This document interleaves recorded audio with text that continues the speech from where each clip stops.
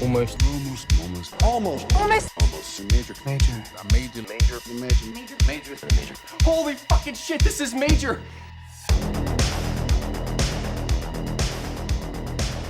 Hello and welcome to this week's episode of Almost Major, where we talk about many major studios and the films they release. And we are still on our 1980s New Line miniseries. My name is Kevin Tudor. I'm here with Charlie Nash. Hello. And Bryden Doyle. Hello. And joining us again are our super special guest from the B-side. One half of the B-side is Conor O'Donnell. How are you? I am swell. Thank you for having me. Of course. Would you like to tell people what y'all have been doing over on the B-side? Well, we probably, as you're listening to this, we will have released an interview we did with John Sayles, which is super cool. He was, we got to talk to him because he's celebrating Lone Star entering the Criterion Collection. If you haven't seen Lone Star, that movie fucking rules. Yeah, great movie. And I realized in prep for that episode that most John Sayles movies basically rule. I don't know. It just kind of, he sort of snuck up on me, and I'd seen a few of his movies other than Lone Star, but not a ton. And I watched most of them in prep. And he just, I don't know. He's got a way about him that I would encourage people to check out. It's kind of, he almost sort of makes like genre movies, but then takes any amount of high drama out of them and makes them feel as like even keel and normal as possible. And it's an interesting thing. We talk about a couple movies, one called Limbo with David Strathairn and Mary Elizabeth Mastrantonio. That's kind of like a human drama set in Alaska that then turns into a survival movie. And then we also talk about a movie he made about the Philippine-American War called Amigo, which is also a really good one. He made that in the Philippines with a Filipino crew. Had a couple interesting things to say about that. And then we also talk about a movie that's hard to find, and it's the last movie he directed, called Go for Sisters, which is sort of like a female friendship movie that also becomes like a south of the border kidnapping movie. And it's got Lisa Gay Hamilton and Eddie Jimmy Olmos in it. It's I don't know, just a collection of really cool movies that I think people should check out. So that's what we got going on. We're currently prepping for a Jodie Foster episode as well. So. Is that you get to talk about the Beaver and Money Monster? Hell yes.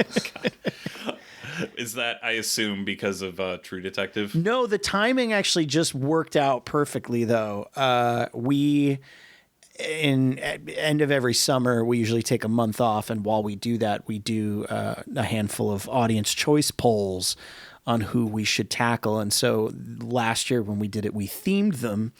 So our first poll was The Men of Michael Mann, and Daniel Day-Lewis won that one. So we did an episode on him at the end of last year.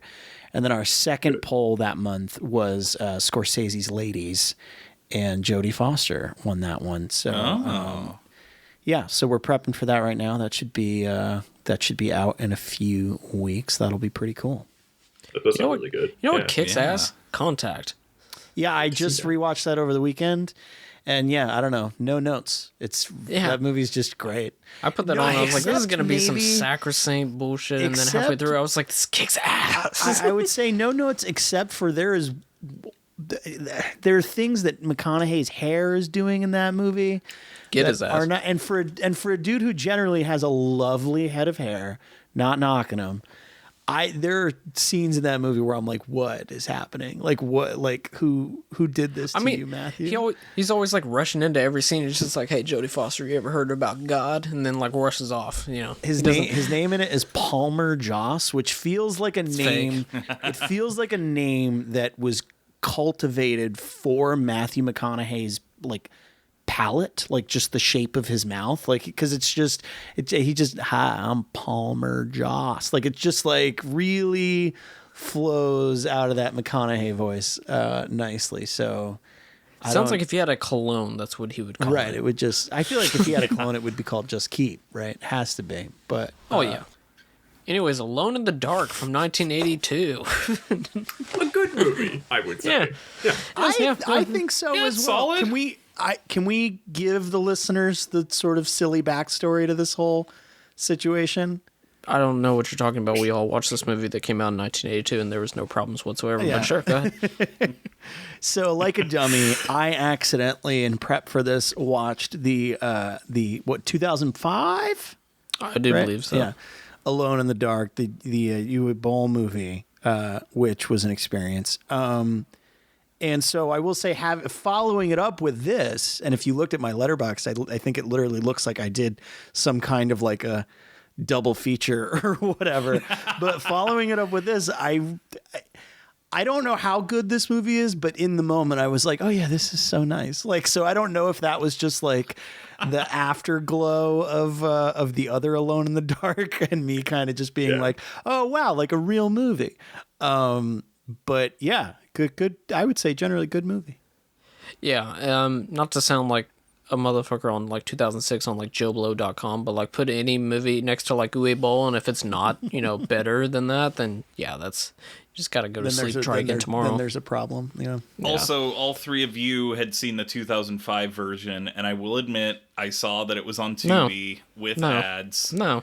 And a part of me was like, fuck it, I'm just going to watch it just so I can, like, we can have, like, some sort of thing here. And I got 15 minutes in, and I was like, yeah, I can't do but this. But you did get to see the interminable title scroll. Fight scene also. The title, so you got to the end scroll, you got to the end of credits, that, basically. Yeah. And I got to the cab driver chasing them for some reason, sure, and then the fight scene that went on for 8 minutes and was completely incomprehensible. But not in like a fun... He got shot like 7 times. Yeah, not in a fun, like, They Live way. Not like that. Yeah. No. Just interminable in the... Yeah, in the other way. No, I didn't even get to Tara Reid. I was like, it would be funny if that's they when were the movie really picks up. But I will admit, part of me was like, no, I have to do it for the bit, and then like no. I think that's an expensive bit. You committed enough. You committed enough to the bit. I think I will did say it on my own free will. Before we move into proper Alone in the Dark, the one I think I gave the 2005 one like a half star on Letterboxd, Being generous. and that half star comes from just the one scene where Christian Slater and Stephen Dorff have like an antagonistic moment, and it just, I don't know why, but it felt like such a gift, like I just seeing the two of them on, like I feel like they're not supposed to be in the same room together ever, like a Batman Bruce Wayne scenario, like you never see them together. It's like two magnets that are not supposed to kind of go yeah together. I don't know, or maybe if they touched they would like time cop, they'd be like or whatever. Anyway, so but that's a reference I can make here, right? Okay, yeah, just making sure. I don't know. But that's like what those dudes feel like to me. So to see them on screen together and share like more than one scene, I kind of was like, this sort of feels like a treat.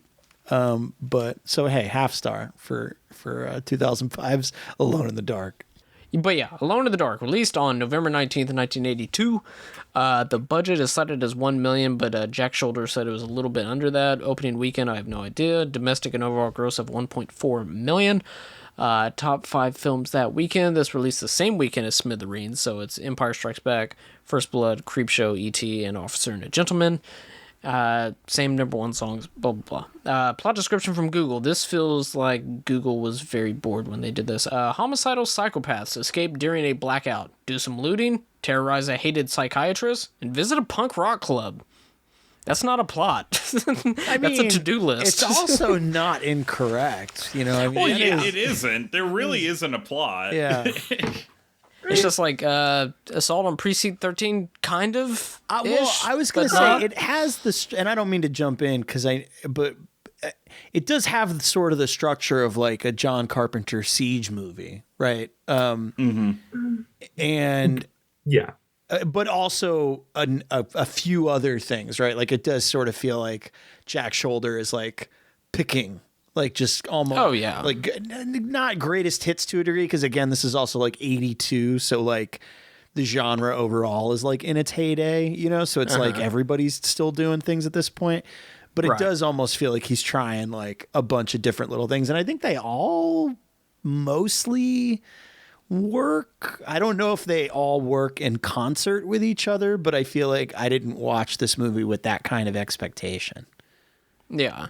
It's a good calling card movie, which like I feel like you hear about a lot, where like it's the kind of thing. It's like this material is like maybe a little boilerplate, but I like there's enough of a sense of humor and like style and like the way like the shots are framed, that like makes me interested to see you. Like if he was making this movie now, like I'd be like, yeah, okay, I'm curious to see what. And this like guy does next. A handful of like compelling supporting performances, like you know, like. This cast is ridiculous. It's kind of insane, And once we get into the trivia, it's just like all of them were just like, oh, I want to be a part of that. They didn't reach out and be like, hey, can you be they were just like, no, Jack Palance wants to be in this movie. It's like, really? Well, okay. But then he wanted to back out because he wanted to do like Ripley's Believe It or Not in like Italy or something like that, which like feels like would have been like a not as good gig as this, I don't think. But yeah. I mean, the other one might have been a better gig because he would have been in Italy. So, like, I mean, sure. There's that. Italy, New Jersey, yeah. You know how it goes. Yeah. Story by Jack Shoulder, Robert Shea, and Michael Harpster, and written by Jack Shoulder. Directed by Jack Shoulder. This is his first feature film. Before this, he did some short films such as The Garden Party from 1973, which was the debut of Jessica Harper. And it is an adaptation of a Catherine Mansfield story. It is much different from Alone in the Dark. After this, Nightmare on Elm Street 2, Freddy's Revenge, 1985, which we will be covering later this miniseries. We got 3 helpings of Shoulder this miniseries, damn it. The Hidden in 1987, which we'll be covering next week. Renegades in 1989. Bryden, you watched this. How's Renegades? I did. I feel like I should recuse myself. I don't know if this is a conflict of interest because I never met this guy, but one of the minor actors in the movie, I went to school with his kids at one point. So, like, I don't know if that's, like, a conflict of interest or whatever. But, yeah, I don't know. It was interesting seeing, like, I mean, he talked about, like, trying to, like, one-up the car chase, I think, basically from The Hidden in this movie where, like, you know, it's like they're driving, like, through a traffic jam and then they're driving, like, all the way through, like, an office place and all that stuff and, like, driving through, like, the bed of, like, a truck. So, like, it is fun to see him, like, you know, just, like, try stuff. Although it sounds like he was like trying to muster up enthusiasm for making that movie when he kind of was just doing it as like a means to an end. Like he says, like he was waiting for stuff to come off of like after The Hidden was like, you know, relatively well received, but maybe didn't make the most money. He was like, okay, I'm kind of just waiting for projects. And then he said, like, I think he said like I'm starting to cool off a little bit, so I just like had to take a job, and like that was like one where it's like, okay, sure.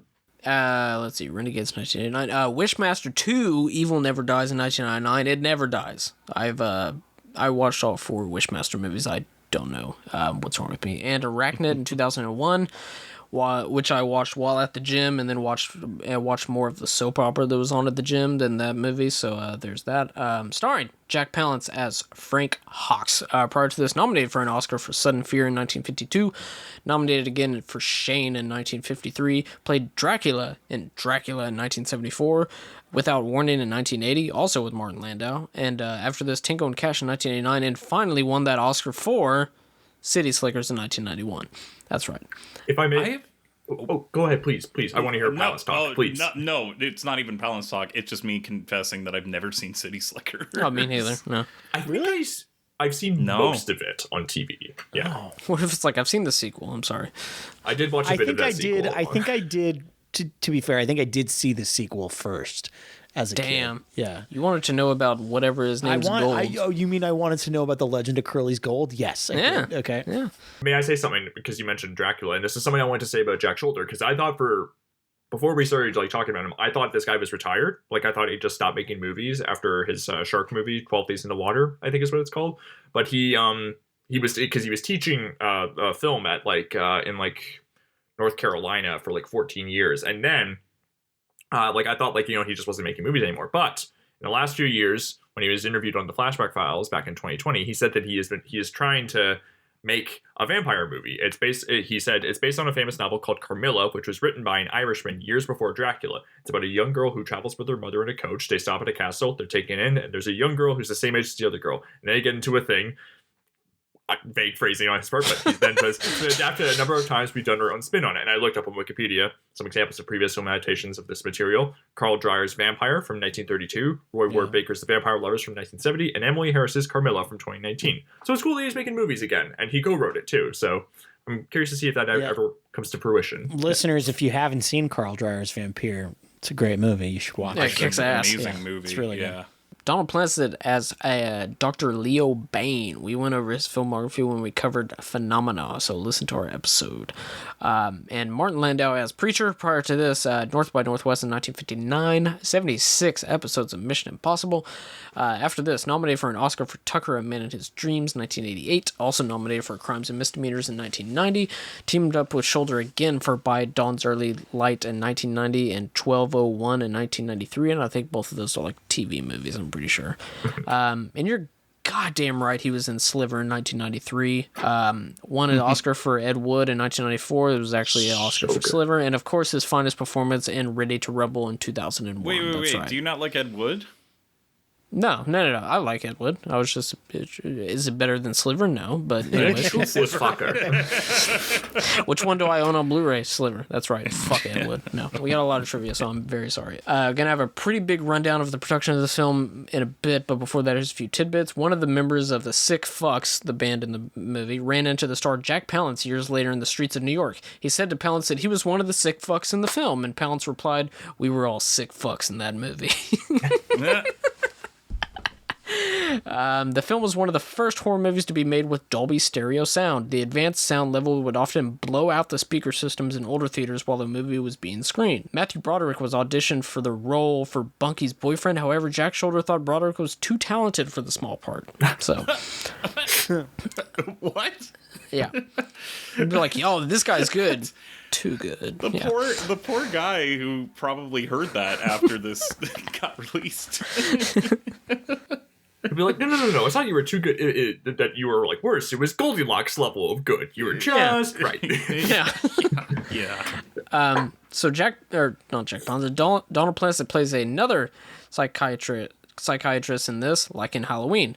But then this movie has a character that kills somebody while wearing a hockey mask before Friday the 13th Part 3 did it. And on the commentary, the person who is moderating tells Shoulder that Valentine 2001 rips off the reveal of the killer like how the bleeder is revealed. Sure, yeah. That was like fun. Which a great reveal in this movie, I think. He looks like Wangro in Heat also. Oh, yeah, it's that kind of hockey mask, yes. Yeah. I think there is a artisan-directed video movie called Bloody Murder where somebody has that type of hockey mask, and it looks like garbage. I'm going to watch it this year, though. Brighton, go ahead. Has with the Valentine influence or Valentine being influenced by that, did you find any quotes where Eli Roth talked about that being this movie being an influence on Thanksgiving? Because the mattress kill in this feels like with a knife going through the mattress and poke the person trying to dodge it reminds me of a similar set piece that Eli Roth does in Thanksgiving, which recently came out, where like the person's like jumping on a trampoline and they're being like hit by the knife like multiple times. I forgot to mention that when I saw that, because Thanksgiving, I've said it before, but like it took Eli Roth like 22 years to make a good movie, so good for him. But because I remember the trailer, the fake trailer for Grindhouse having that, but it had had an implied kill in that, so I was waiting for which that. people don't like. Yeah, but they didn't do that. But the way that they did it was even more fucked up. But yeah, Thanksgiving, check it out, it's pretty fun. Okay, so now here's the long breakdown of the production, but this is all interesting and very much into the New Line of it all. Jack Shoulder went to Bob Shea to see if New Line would put out one of his shorts. Shea said they had no use for shorts, but asked if he could put together trailers, edit them together and whatnot. The first trailer that he put together was the end of August at the Hotel Ozone. It was a Czechoslovakian film. Keep in mind, New Line didn't produce movies at the time, but took foreign movies and screened them at college campuses and eventually like very limited screenings. Shoulder went on to help edit films for Bob for New Line brought in, but wondered when he could start making his debut film. Bob and him went to go see Friday the 13th in 1980. Shoulder was struck by how much money Friday the 13th made with such a low budget, so he went to Bob a week later with the idea for Alone in the Dark. The original idea was set in New York City with the inmates escaping and the mafia trying to take them down. He was told that it was too expensive to shoot in New York City, but also the other problem was that New Line didn't have the money to pay him to write and direct it at the moment. In the meantime, Shoulder got hired to edit The Burning by Harvey Weinstein. Moving on, this taught Shoulder a lot about making a movie scary as far as editing it and whatnot, and he felt the script for Alone in the Dark wasn't scary enough, so he rewrote it and submitted it to New Line. They eventually greenlit it because they had the money at the time. This was the first movie that New Line produced entirely themselves. Prior to this, they were involved in a film called Stunts, but that was with other companies. Someone got fired in the special features department for showing up drunk and not getting things done. So Shoulder reached out to Tom Savini, who worked on The Burning, to get him to do the zombie jump scare by the window that's like near the end. Shoulder didn't want to make horror movies in the same way that Wes Craven always wanted to make like dramas and was inspired by like Ingmar Bergman. Shoulder wanted to make movies like Jean Renoir, who he says is his biggest inspiration. The main inspiration for the movie was the 1977 New York City blackout, which was also showcased in Summer of Sam. He was inspired by how when the lights went out, the thin sliver dividing society into complete anarchy shredded, and now you have an interesting setup where the crazy people break out of the psych ward and no one thinks of them differently because now society's gone crazy, man. That was me. Shoulder didn't say that. Palance wasn't that thrilled during the shoot. He was offered a TV role in Florence, Italy, and wanted to take that instead. But when he told that New Line would, quote, sue the shit out of him if he broke out of his deal with Alone in the Dark, he begrudgingly stayed. He was also falsely told that the movie wouldn't have any night shoots. And that's almost how everything was shot, was in night. And lastly, Shoulder said that this shoot was the hardest thing he's ever done in his entire life. So... yeah, that's independent Do you think film, that's because baby. it was his first and he was just Probably learning? that. And he said, like, Also, everything like, was shot at night. Yeah, a whole production of night shoots is like, as your Hell. first movie, is like insane. Although Arachnid sounds like it was tough too, because he says like he was making that movie and then he got to like the rough cut and he was like, the spider doesn't work, it just looks like a lump, he said. Like, so he was like, how can we use like these same few shots of the spider to make it look different? We'll rewind it, speed it up, shoot close-ups and everything. He was like, it sounds like that movie was a bit of a nightmare too. But I guess when you've had a bit more experience, you can sort of like weather the storm a bit more. Anything can happen when you're alone in the dark. When I was a little kid, I was scared to death to be alone in the dark. In the closet. Oh my God. Or outside the window. The worst thing of all is the thing under the bed. It isn't real. This is a very serious situation. I know that we're all a little on edge here tonight, but let's take it easy, okay? I mean, this is an old house. There are all kinds of sounds. Alone in the Dark, starring Jack Palance, Donald Pleasance, Martin Landau, Dwight Schultz, Erland Van Lith. Alone in the Dark, from New Line Cinema.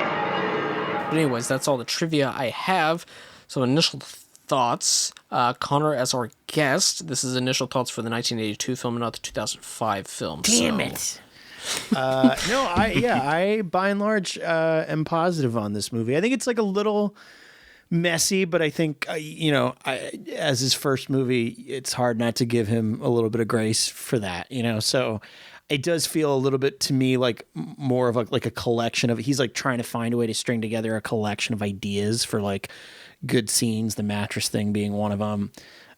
More than it kind of ties together in an overall way. Because for instance, like what you're talking about, Kevin, when you were mentioning like how he thinks of it in terms of the blackout kind of creating this kind of blurring the dividing line between the civilized and the insane so that nobody notices the crazy people out and about, right? When they escape the asylum. Like that doesn't feel like a giant chunk of the movie to me. It's the inciting incident for sure, which is why like one, I think that Alone in the Dark is a fine title in general for like a horror movie, but I just don't actually know if it's like the best title for this movie. You know what I mean? Like, No. Even the way that the title kind of ties into the movie is kind of not fully. I apologize for interrupting, but B, like there's the moment where the character explains the title, and you're kind of like, I guess, right? Yeah, I guess that's I guess that's my point. Like,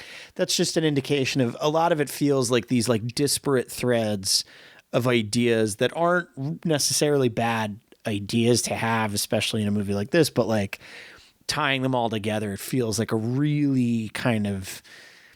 I don't know if Shoulder, and again, his first movie, but it just doesn't feel like he has the dexterity to like tie them together in a way that or maybe enough like wherewithal to kill his darlings and get rid of the ones that like really don't gel with the rest of the movie. But I do think like I would recommend, if somebody hadn't seen this, I would recommend they, if they're trying to do a 31 for 31 in October for Halloween, put it on the list. Like it's an easy watch. It's short, right? You like I mentioned before, you get a few really good supporting performances. I think Landau and Palance are really good. I don't know if I like Pleasance in this movie. He's like trying to do this he's like trying to do Loomis, but he wants you to like. He's like cool Loomis. Well, but and he wants you to question it. You almost feel like that. You get the vibe that there's a madman running the madhouse kind of with him. There's like even when he's introduced, he's introduced to Dan Potter, who's the character played by Dwight Schultz, who's the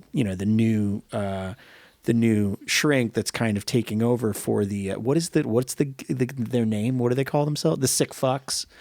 Is that what? No, that's the band. Oh no, it's do they call themselves anything like the? Well, at one point he says, "Don't call them clients; they're called Voyagers," which I was like.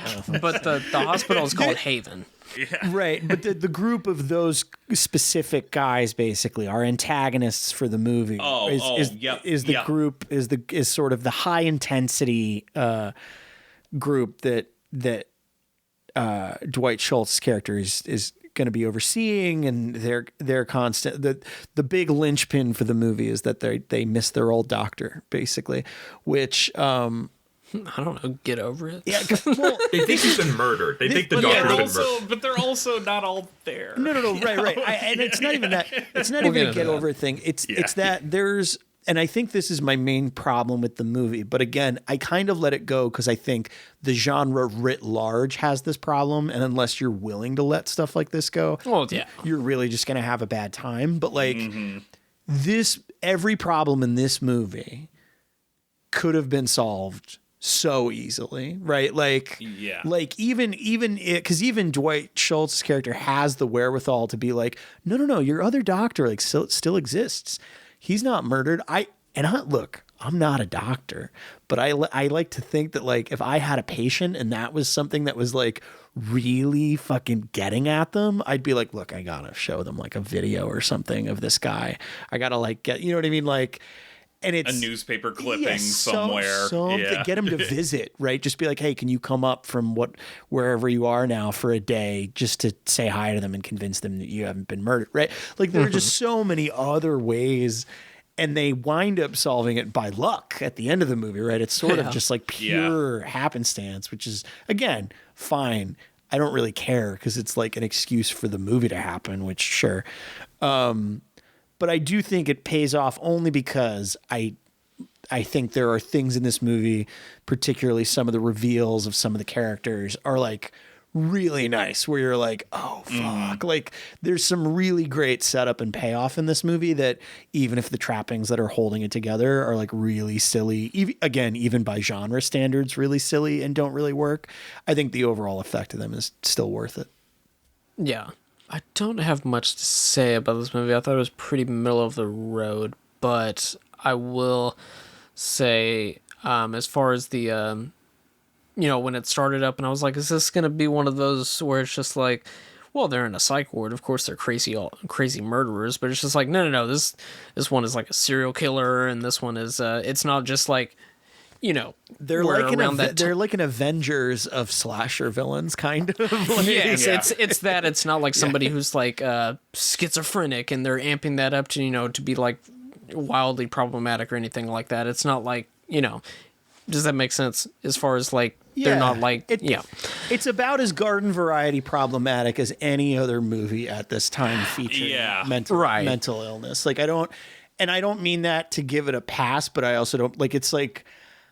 Yeah, it's both maybe a little bit more acutely aware than you would maybe think, but also it's not necessarily, it's not like it's like breaking barriers or anything either. That's what I meant as far as like, oh, they're just serial killers. Okay, that's fine. I didn't want it to be like, oh, this is like gross. But I mean, other than, one of the main guys just being, a child molester, but Sorry, I was just looking at the Wikipedia that the bleeder is described as a shy serial killer. You know, that's what I like, is the serial killer to just be like kind of like, you know, just a little shy. But yeah, I don't really have much to say about this other than it was okay enough time. I do know that this was a movie that, like, for years people were clamoring to get on Blu-ray because it had been on like this shitty DVD in the early 2000s, and then it finally got on Blu-ray. So I've always heard about it secondhand, about how it's this, you know, gnarly slasher that also has Donald Pleasence in the early 80s and whatnot. And this is, what was this, a year before Halloween 2? Because Halloween 2 is 81, I believe, 3 years after the first one. It's the same year as Halloween 3, I think. Season of the Witch. I think both of those are 82, okay. Which is interesting. Okay. That movie's awesome. Yeah, that movie kicks ass. As far as Palance and Pleasance are in this fucking movie. As far as Pleasance horror movies, as far as Halloween 2 and this movie goes, I'm probably going to pick Halloween 2, even though Halloween 2 is just like... but also that movie is just kind of fun at the same time. Yeah, don't really have much else to say. Bryden, what do you think about Alone in the Dark from 2005? Well, one thing that I did is research for this. Like, it's nice that we had a bit of a delay in recording this because like it gave me time to catch up with Friday the 13th, which was because like they said like, well, this is like, it seems like it birthed this movie and everything. So it's like, well, I might as well see what it was like. And I also feel a little bit bad because I think in one episode we were talking about like, is this, someone said like, oh, this movie's better than like Friday the 13th, and I was sarcastically like, no kidding. And then I was like, I feel like that's a little shitty of me to have said that when I hadn't seen the movie. So apologize for that. I don't like to do that, so I will. I thought I need to make good on this. I'll burn all the hate mail. And by the way, you thought it was like mildly enjoyable. I gave it like 2.5 out of 5. I like Friday the 13th is like kind of overrated.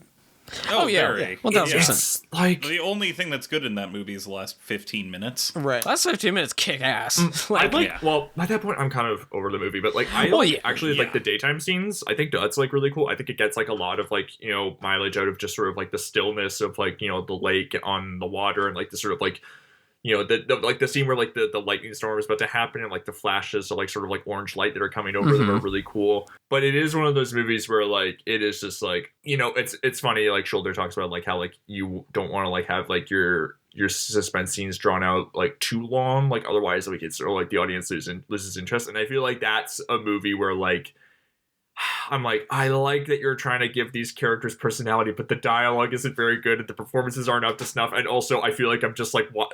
It gets to a certain point where like I'm not waiting for, I don't feel like I'm waiting in dread for something to happen. I feel like I'm just following a character do something very mundane for a long time. And it's just by personality, it's time capsule personality by, one of them is played by Kevin Bacon. I guess that's personality. Like right. that type of thing. His death is very gnarly. All the kills are fantastic. Also, Tom Savini did those. But like the axe to the head, the arrow through the neck, that's great stuff. But it's one where like it feels like it's just like lacking a little. Like this is like one where like Alone in the Dark, I feel like is like, again, like kind of like a pretty simple premise. Although it's funny. I thought the whole movie, going into the movie, I wasn't expecting it to take place over like, you know, multiple days. I thought it was going to be like kind of like we were talking about the Carpenter thing, like you know, imagine like, you know, Assault on Precinct 13 like takes place on like one night and everything. This movie takes place over several days, which maybe like takes a bit of air out of the premise, but whatever, it's fine. That's what I think. That's more just a case if the movie wasn't what I expected, which is totally fine. You know what kicks ass? Assault on Precinct 13. Yeah, I should fucking watch awesome. that. I haven't seen it. It's a good that time. Opening theme is incredible. With like, it's funny to think about just this movie, you know, what its fears are about, like sort of like the divide between society becoming blurred with a blackout, and like the movie sort of like the movies. I mean, it's a funny comedy cut and everything. We're just saying like, oh, I'm sure everything's gonna be fine when like the power goes out, and then it's hard cut to like a burning supermarket in a parking lot. It's very funny rhythmically, but also like it feels like kind of like perhaps a bit of a retrograde fear of like saying like, oh my gosh, the worst thing that could happen, people stealing from stores, from department stores. Right. And it's like kind of tying that in with like literal homicide and everything. Like it's like it would be worse. Everything else. I will say it's kind of punk rock though in a cool way, and I don't know if that's that movie's intentions, but like I don't know. I do kind of like the cut. There's like, who is it? The babysitter who's like, I don't know. I hope the blackout kind of lasts a little bit longer. It's kind of fun. And then it just cuts to everybody looting. And I'm kind of like, yeah. Also, there are some pratfalls that people, like the extras are doing, that looks like they like ate shit while doing that scene. Like, bad. Yeah. Yeah. Speaking of punk rock, it's a shame that Donald Pleasence doesn't show up at the punk club at any point, because it made me think of this movie reminded me of his stint hosting SNL, where Fear, the punk band, performed. Oh, yeah. Where they just completely trashed the set with a mosh pit. Yeah. Very funny clip. I think Pleasence is good in this. I liked sort of like that. It does seem like he is playing like a character who's sincerely curious about people, but then he is also a little bit batty and like perhaps a bit handsy with his patients, cupping their faces like when he's it's like, oh, that's a little too close for comfort. He Doc. doesn't see, and I know that he's trying this, like, the whole thing is he's trying this like revolutionary approach or whatever.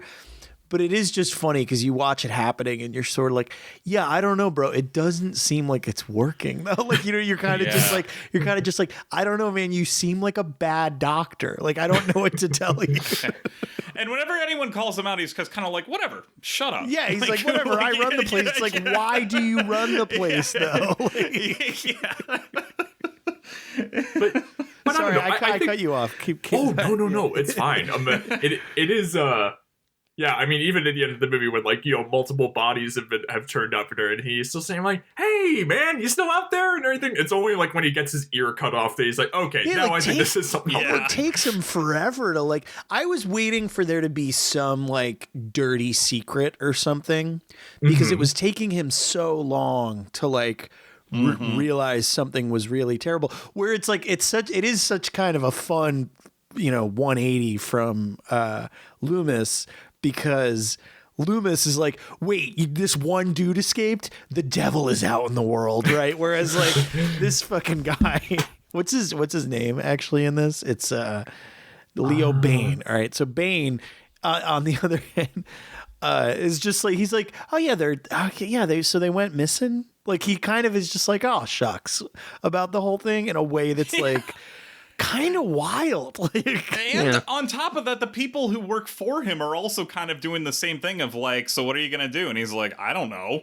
Yeah, it's so weird because it's like it's so weird because it seems like everyone knows that these are like the 4 most violent people that they have, and it just feels like you would be even. But they treat it as if it's a dog that's run away. That's they'll come home. They know their way home. Yeah, they'll come back when they get hungry, I guess. Like something like that. It's truly baffling. Which like I have to assume is like an intentional thing on Shoulder's part, like wanting you to realize like, oh no, these people are insane. Like I don't know. That was what I really had a hard time squaring. Like, I was like, it seems like there's no urgency. Like, there's none. And I do think, I think that maybe could have helped the movie, because I did start losing a sense of like what the time span of the movie was, like, I'm like, oh, is this just over the course of like 48 hours, basically? Which like, it seems like it maybe is, the last 45 minutes definitely take place in one day. Right? Because they go to jail because they go to the rally, right, about the power plant. Yeah. And then that's when they take the hunky guy home with them, right? But while that's happened, the daughter gets home from school. No one's there because the mom's in jail. Which stupid mom. Like, stupid mom then calls the babysitter, and then the babysitter's like, oh, the daughter's taking a nap in the middle of the day. I'm going to have my fuck buddy come over. Yeah.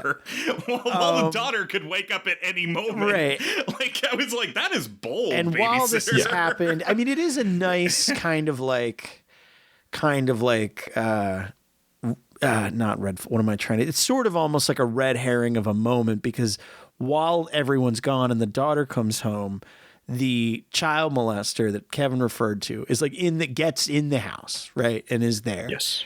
And you get the sense they're basically going to like wait for Dwight Schultz, to come back so they can fucking murder him, right? Is like basically the thing. But then they like kind of come and go, which is weird. Like they don't stay. That's the weird thing. It's like this movie doesn't have a concrete sense of like space and time in terms of like where the characters are coming and going as everything's going on. And I feel like if you like, it's weird because you'd think that if you have an intruder enter the home and then is not there when everybody gets there, that should be a device for like great suspense, because you're like, they don't know yet that there's a murderer in the house who like murdered the babysitter, right? But then like the movie forgets about it, kind of like it's like this, like a whole couple of scenes happen where they're just like chilling. And the babysitter too. They're like, "Hey, where's the babysitter?" And everybody kind of rolls their eyes and are like, "Oh, she gets hidden along with her boyfriend." So like, which is like a good jump scare. But and then somebody says, "Don't tell mom the babysitter's dead." That's right. That's I will say the scene with the kid and the predator, who's played by an actor named Erland Van Lith, who looked so familiar to me. Couldn't figure out where I placed him from, but I looked him up and he's passed away now, but he was in The Wanderers, the Philip Kaufman movie about like teen gangs set in like the 60s in New York. That's a good little movie. He plays like one of the leaders of like a gang of guys with shaved heads called the Baldies. Hell yeah. Yeah. Him and Linda Manz are in that group. It's a good movie. Would recommend. I was also obsessed with that daughter who not only understands that her parents smoke weed, but also at one point requests a Valium. Kind of love that. She's gonna chill.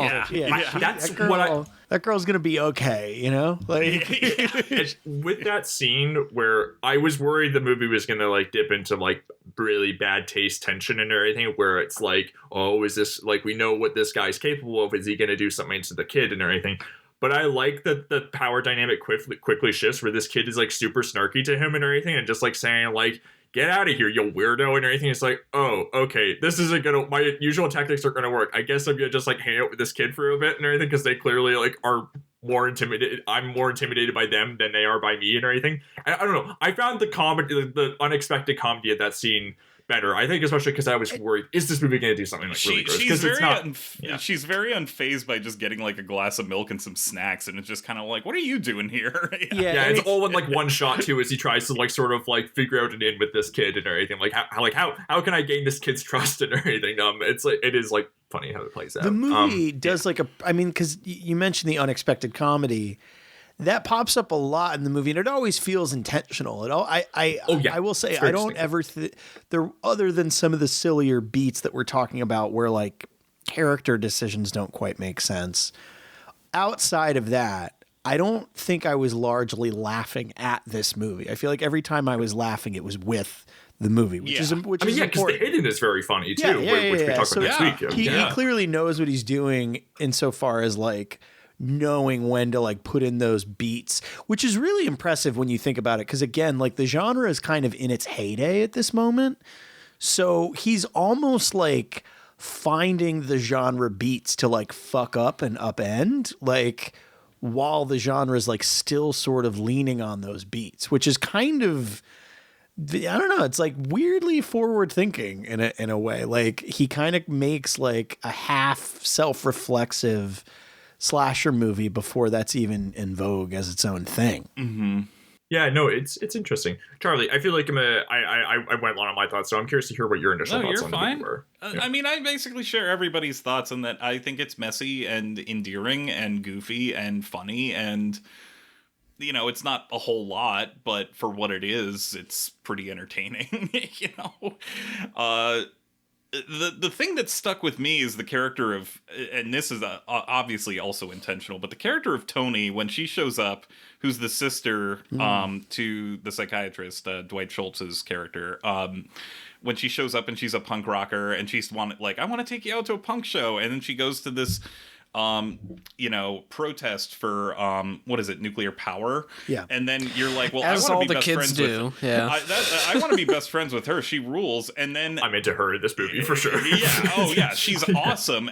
There's certain things I guess the stuff that stuck with me is the movie hints at really dark things with her character that I know are just breadcrumbs that are meant to be left ambiguously. But then at one point, there's a jump scare that we already mentioned where she hallucinates something. And then we're like, where the fuck did that come from? And then at one point she says, I think I'm getting sick again. And you're like, oh, okay, so she's also had a previous history with, you know, mental illness. And there's what the film's trying to say about her in relation to everybody else breaking into the home, I found to be the one thing that was like actually kind of disturbing. Yeah, and Schultz is really good too. Like his relationship with his sister, even though there's not a lot of scenes with them necessarily interacting one-on-one, I will say the scene where she's like on the stairs, she's afraid to go upstairs because like you know, she's just like scared and everything. And like he said, and she's like, oh, I'm getting sick again. He's like, no, you're just scared. I'd be worried if you weren't scared and everything. The way he does try to sort of like calm her down. Like it is like, and it's a thing where like, you know, him trying to be like a rational thinker who eventually like that no longer works for him, but after a certain point. But like I found that very affecting and everything, that sort of like camaraderie in that moment where he's like not like just being like snap out of it, like he's not being like shitty about it, like and he's it's genuinely caring. I guess I don't want to spoil anything, so I don't want to like get too concrete with it, because I do think people should watch this movie and like see how that third act plays out. But it is interesting, I'll just say, the influence that the quote unquote crazy characters have on the sane characters in this movie and their evolution, specifically as it pertains to like Dwight Schultz in the third act and his sort of transition from like logical thinker who's trying to like think his way out of it before he has to go into like full kind of alpha male protector mode to like try and get them out of this, basically. And that's all I want to say about it, because again, I don't want to like spoil, but the other characters that are around that have an influence on that transition are like fascinating to me. Yeah. I will say too, this movie's really good, I think, about like the way the violence plays out. Especially is what's interesting most to me is like what happens after the violence, how like they all kind of just have to sit with it for a moment and everything. Like they do, the movie does allow them moments to decompress and everything, but it's not, you know, actual decompression, because it's like them having to sit with like, well, we just killed this guy. Yeah, it was self-defense, but like that's not something they thought they would have to do. And they all like the way they sort of play that stress out is like very relatable, and I think an interesting shade that that some movies don't always provide, where it's just like, all right, next thing. Yeah. I don't know. We usually do go pretty in depth on these movies and everything with like, you know, what happens in the plot and everything. But did you see the twist coming? Like of like the sort of the ultimate twist of the movie? I did, and then I didn't. I kind of forgot about the guy. Yes, that's exactly. Completely forgot. Yeah. I guess what I mean by that is like, when they introduce the one character, you're like, oh, that's gonna be a thing. Right, like I like logged it in my brain, you know, but like clearly not for very long, because by the time it came back around to be sort of a twist, I was like, oh, that's good. Like, and they drop you just enough nuggets of like the bleeding, the like all that stuff that sort of just, it doesn't get like really harped on at all. It's like thrown away in like one line. And frankly, if you blink, you could miss it in a way that maybe would completely derail the reveal. But it's there just enough for you to be like, okay. And then like, well, I don't know, when it hits, I think it's honestly like the most effective part of the movie, because you're like, oh shit, like it's really good and it works really, really well. So I would say I didn't see it coming in explicitly that fashion. No. Yeah. And it's interesting too how they sort of like, again, the movie like expressing these ideas of like, well, what really does separate, you know, these different parts of society, man. Like, right. Which again, maybe like the movie's like a little like, it's maybe like a little eye rolling like to think about. It's but a like, little like edgelordy, you know. It's like a little like, right. Like, there's not that much difference between us and animals, man. It's like we're not so different, you and I. It's like a cut. It's like a cut rate Rust Cole from True Detective season 1. It's like, It's also just like, you know, again, like the shots like it's again, the scenarios are pretty, you know, like you expect the movie to end with like, you know, the siege thriller and everything, but like there's like fun transitions and like, you know, like Dutch angles and everything. I like the bit where like the arrow is like shot and like, you know, you get like the whip pan edits like as it goes like through the glass and everything. That's like really it's pretty impressive filmmaking. Like even the sequence with the mattress and the knife. And they never explain. It's Landau under the bed, right? In that scene is the thought. Think so, right? Because he and Fatty is the other one.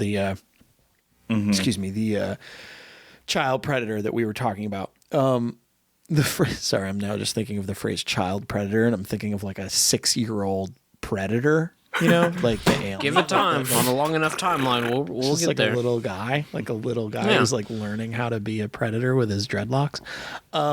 Anyway, sorry. Baby alien versus baby predator. Baby alien versus baby predator. They're both voiced by Alec Baldwin. Sorry, no, but throughout that daytime piece, the implication, it seems like, is that the preacher and Fatty are the ones that are in the house, right? And you never see who's jamming the knife through the mattress, but I assumed it was the preacher just because it's two teenagers having sex, right? So it's like, I just assumed there was like a, you know, that sort of religious zealot. God damn it. I just thought of Reverend Lovejoy from The Simpsons doing it. No, I'm sorry. Landau, we haven't talked a lot about. He's fucking great in this movie. He seems to be having so much fun. Yeah, he like, it's an overused phrase, but he understands the assignment, and I think he excels at it. We didn't talk about the opening of this movie, which is also insane.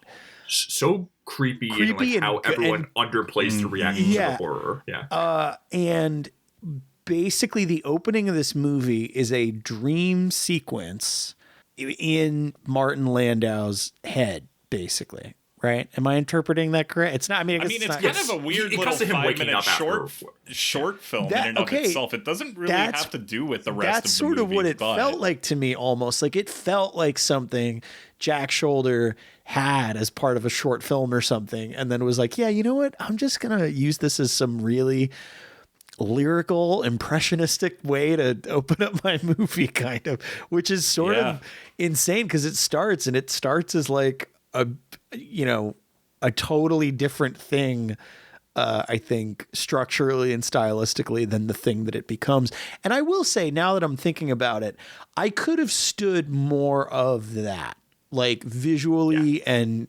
just thematically and tonally throughout the movie. Like bring some of it back, you know, just some weird visual flair. Yeah, no, it's like good. Like, I mean, when like the waitress like walks away and like walks past like a kitchen, and in the background you see through the window, it's just like engulfed in flames and everything, and like no one's reacting to it. Like that kind of where it's like you get the sense the world is just on the brink of like some apocalyptic doom, and everyone's just like kind of going about their business as normal. That sort of dissonance is like really creepy. I kind of it is arresting because it has this insane dreamlike quality to it that you're like, what? Excuse me, what is this fucking movie I'm about to watch?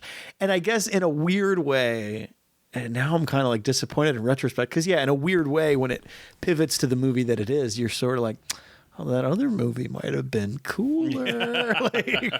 But any other final thoughts on Alone in the Dark? It's a good midnight movie.